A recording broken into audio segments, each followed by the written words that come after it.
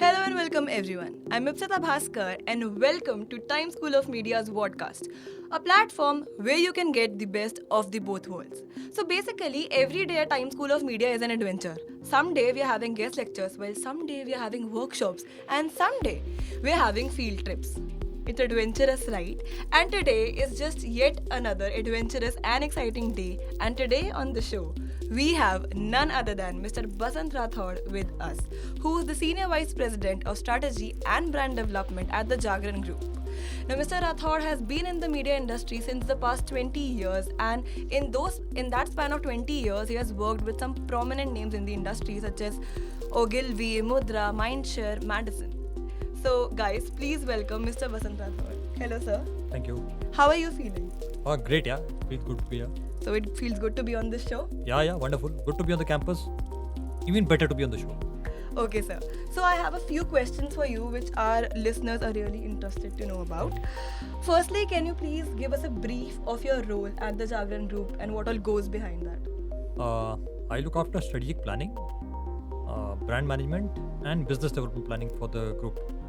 And essentially, when it comes to strategic planning, of course, it spans across the kinds of media that we've got. We've got radio, we've got print, and then within print, we've got several brands. Then we've got digital, of course, and then we've got outdoor, and we've got the activations business. So sometimes, as a strategic planner, your mandate is really to figure out what are the best ways the group synergies can be leveraged. What are the best ways in which knowledge transfers can happen from one division to the other, and so on and so forth. And of course, scouting for opportunities in the marketplace. So that's the planning part of it. Of course, then we get down into detailed planning for each division. So there's separate planning done for distribution setups, there's separate planning done for brands, separate planning done for the revenue side of the business, and so on and so forth. And then of course, as a strategic planner, you got to keep your eyes and ears open to what's happening in the market, in the marketplace, what are the new developments happening across media, not just in India but around the world. Which are the new kind of competition coming into your field, what do you need to watch out for, what are the big opportunities. So it's like a slate that never gets filled, so to say. And you're always on as a strategic planner. The second part of my mandate is looking after brands, and primarily I look after the mother brand, which is Dainik Jagran, apart from some other brands. But the mother brand, we really mount a lot of programs because it's a mass brand. It talks to from SEC A to V, across genders, across age groups. So there are ways to, I think, there are of course several challenges within the business per se, but there are several ways in which you work towards trying to create engagement programs with all kinds of audiences around and keep yourself relevant and on the top of the table. So that's roughly what the mandate is about. And the third part is of course business development, where again it is all about revenue. How do you maximize revenue? How do you leverage group synergies? How do you make multimedia pitches to clients? How do you create customized solutions for advertisers, and so on. So that's the mandate roughly for me. So that's an exciting job. I would call it extremely exciting. And it's a tough one as well.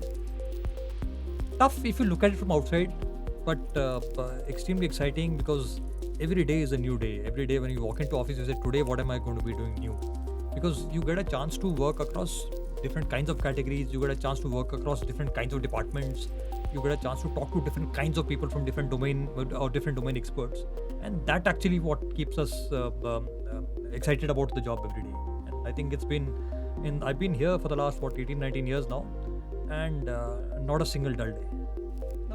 Not a single dull day. Every day I come back and say, today I'm going to do something new. Wow, that sounds actually interesting. So, sir, since a lot of students are now on the verge of entering into the industry, being a media planner is not easy. Yeah. What are those skills that you look out for an intern or for a person who has just entered into the industry?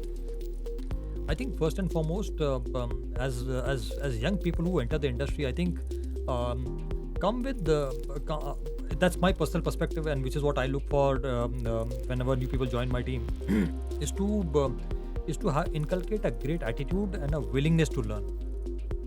Your learning actually, one might believe that it ends in college. It actually starts after college. So I think you must open yourself out to say that yes, I'm here to learn.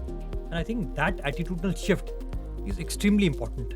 And because At the end of the day, I was talking to some of the faculty members earlier, and I was telling them that probably what happens in an organizational situation is that typically there are teams who work, and there are individuals within those teams. So sometimes you always have to put the team and the organization ahead of you before you look at individual brilliance. Individual brilliance will shine through if you're consistently come through as a great team player, as somebody with great attitude, as somebody who's willing to concede a point of view, as somebody who's willing to accept somebody else's differing point of view. I think those are things that are not taught in theory classes. Okay, you will have knowledge about the business. You'll come with concept knowledge. You'll come with case study knowledge. You'll come with all of that. And I'm assuming that you know everything about the theoretical aspect of it. But creating a strategy, making a buy-in, getting a buy-in from all of the stakeholders, accepting and conceding points of view, being able to contribute to the team consistently, being able to go beyond the description of the job. The moment you say that this is my job and that is his job, I think there is something which is not right out there. You should be able to roll up your sleeves and say, if the team needs it, I'm going to do it.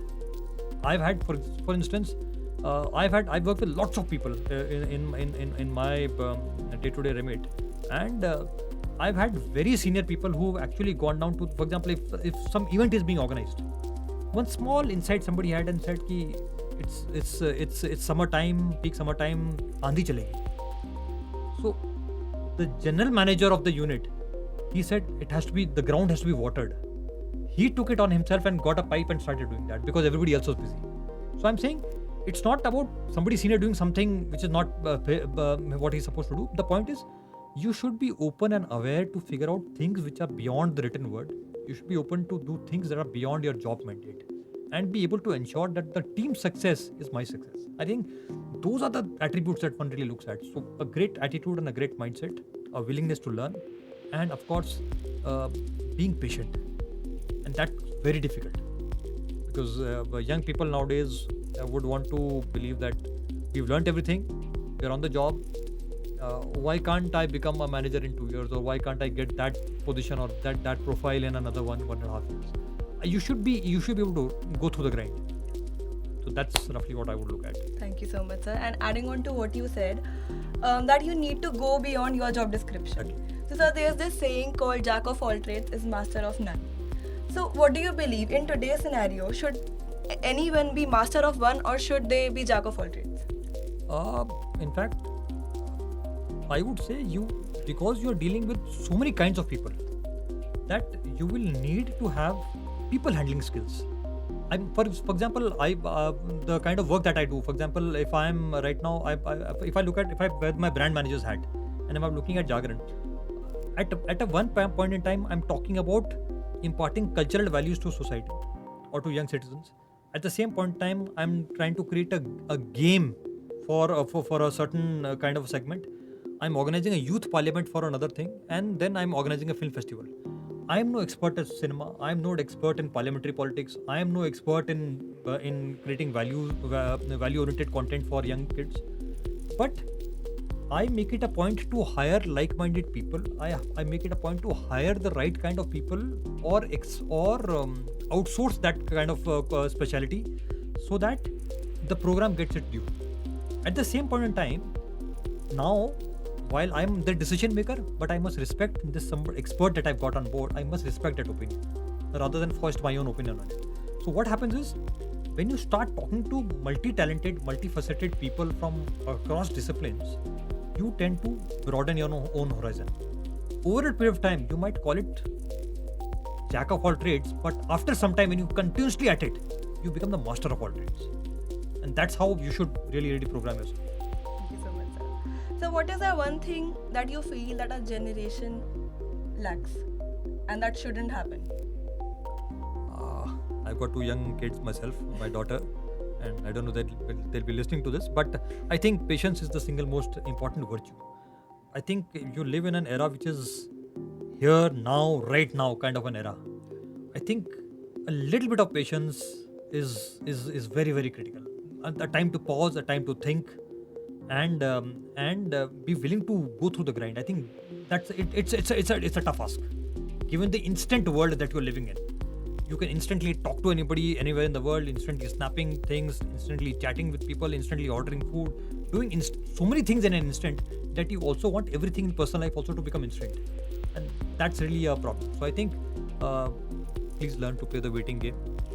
Please a little bit of patience, and I think things will work. So we as a generation have really glorified the grind culture. Yeah. And at the same time, surprisingly, we have really glorified the self-care culture as well. Yes. What do you think? What should happen? I think this generation is extremely smart. This generation is way too smart than what we were at your age. And I think the kind of challenges that this generation, our generation, is leaving for the next generation, I think there are huge gaps to be filled with. And in fact, you look at young kids taking on responsibilities and mantles that are unheard of. Young kids willing to believe that yes, it is a problem and I accept this as a problem and I'm willing to conquer it. And I think that self-belief that youngsters have today is something that is, it comes from a deep sense of confidence. It comes from a deep sense of, what am I say, of comfort and saying, yes, it's, for example, a small thing like water scarcity. Yeah. Yes, it's a problem. Environmental degradation, yes, it's a problem. But I have a deep sense of confidence within me that I will overcome this and I'm going to make the best of it. I might leverage my technology, I might leverage my community for it, I might do whatever it takes, but I know I'm going to overcome. So I think that sense of confidence actually gives us a lot of confidence to say that whatever we have done, I think the younger generation is actually going to take it and move a step forward. They'll build on what we've left behind and they will correct the wrongs that have happened in this generation. And I think that's the beauty of this generation. And because they have this huge strength of a huge sense of self-belief, which is a great thing. Yeah. So, sir, I wanted to ask you. You have worked with Ogilvy and Mindshare, Madison, etc. How was your experience? See, the experiences are very different across each place. When I joined Ogilvy, I just straight from campus I had got into Ogilvy, and where you had to go through the grind to really, and it was a media field, lots of data, lots of numbers, analysis, etc. Sometimes I wondered whether I will ever get to migrate from Excel to PowerPoint, but it did happen. But yes, there was a huge grind in terms of the numbers and analytics that you did. But one would curse and say, "Din bhar I've been working and I've been doing data analytics, etc. I don't know when will I go and get to meet a client and make a presentation and actually do the thing that I'm supposed to be doing." But I think patience plays its part, and the things that you did then, now you look back and say, I'm glad I did that. I'm glad I went through that grind then. So I think every place will have its own opportunity. So Ogilvy taught me the basics of data analytics, etc. When I came into Mudra, it had a very different culture. It had a culture of entrepreneurship. It had a culture of go out and do it yourself. It has a culture of giving you a lot more responsibility, and you grow out there as because then you're thrown into the deep end to handle a client, to do a plan, to do various things. So it was a very entrepreneurial kind of a setup. So I worked there and I learned a lot of things. And I was in Ahmedabad, where the Ahmedabadi way of doing business is very different from the other ways of looking at business in the world. Then I got into a very structured setup like a Mindshare, where there are tools and techniques and formats and which didn't sit very well with me though. But it was a great learning experience because that organization invested so much on you. It was almost like a university, which is actually investing in you and teaching you and training you and actually developing you. So I think that also was a huge learning for me. And then when I moved to Madison, again, Madison was my last assignment when it came to agencies. Again at Madison, it was a very, we had one client for a team for every client. And you owned that client from all perspectives. And I think the idea about entrepreneurship again came into the picture again, where you are running the ship. So I think each organization gives you something different. Thank you so much, sir. So, sir, since we are living in a more practical generation, we firmly believe that practical exposure should be given a prime importance. And I personally, being a student of TSOM, feel that all these guest lectures that are being organized by the school, they really help me. You being a prominent part of the industry, what do you think? What is the importance that such guest lectures hold in a student's life? See, I think there is a world of academia, and then there's a world of actual business. That gap, the bridge is to bridge this gap. You got these guest lectures. I think the students get a peek into that side of the world. That side of the world also gets into a peak of student life and saying what is the kind of pedagogy that you guys are going through. And I think it's a two-way street. when a visiting faculty comes to your institute to talk to you, I think the visiting faculty, while you will get a lot of information about the industry and how things are applied out there, but the visiting faculty will also get a lot of learning from how young minds think. What do young minds believe? What are the doubts in their heads? And how do they see the world ahead of them? And I think it's actually a two-way learning street as I see it. Thank you so much, sir. Speaking of education, what would you suggest again to a student who's entering into the industry? We are often stuck in this dilemma whether we should immediately pursue our higher education or should we get a 2-year job experience and then switch into the academia again. What do you think? No hard and fast rule per se, but sometimes work experience helps you, and before you get into a higher education kind of a format. And sometimes even if you go completely from graduation move to a post graduation, which I for instance I did. I put out a personal choice that I made. I said I don't want to work, let me just take a break here, study, and then maybe get into a higher education institute and take it from there. So it works both ways. I know, each to his own. But my personal opinion, if you ask me, is that while you're studying, you're in a mindset of that academic world. You are in the mindset to learn. So when you continue from a graduation into a post graduation, that's a natural migration. There's no disturbances, because once you get into the workplace, then possibly to come back to academics might become slightly difficult for some people. So just that. So, also you are a media planner, right? So, is the field of media planning only confined to media or MBA students or BBA students, or are there any students of any other fields which can enter into this field as well? I think the basic, it's as a discipline, media is not a very, if I may say, it's not highly evolved, so to say. It's got a history of about 60-70 years old in terms as a discipline itself, and the way it is changing, the way digital is coming in, the way things are changing, a lot of the older concepts are getting challenged. A lot of the older way of thinking, what worked in the 80s, in the 90s, in the 2000s, might not work in this decade, for instance. So the field is constantly reinventing itself.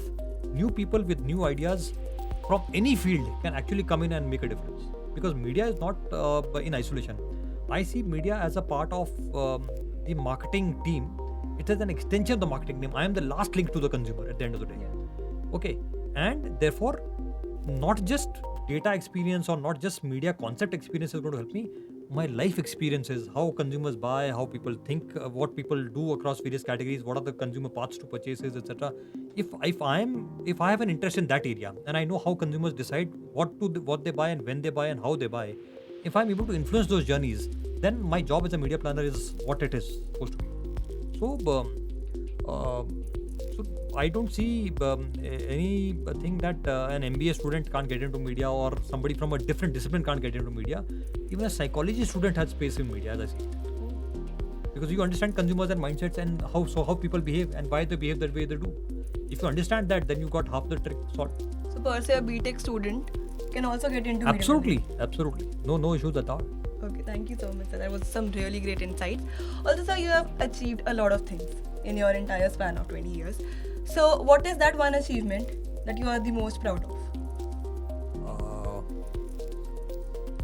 Difficult to put one thing, but I think for me it's always been about a lot about teamwork. So I think, and maybe I don't know whether I'm at heart a teacher or something, but when I see my teammates actually growing beyond their capacity, that's the most gratifying thing for me. And every day I've mentored so many people during my career that I feel nice to see them grow, and I think that's the most satisfying thing for me, more than any personal achievement as an award or something that we've done, etc.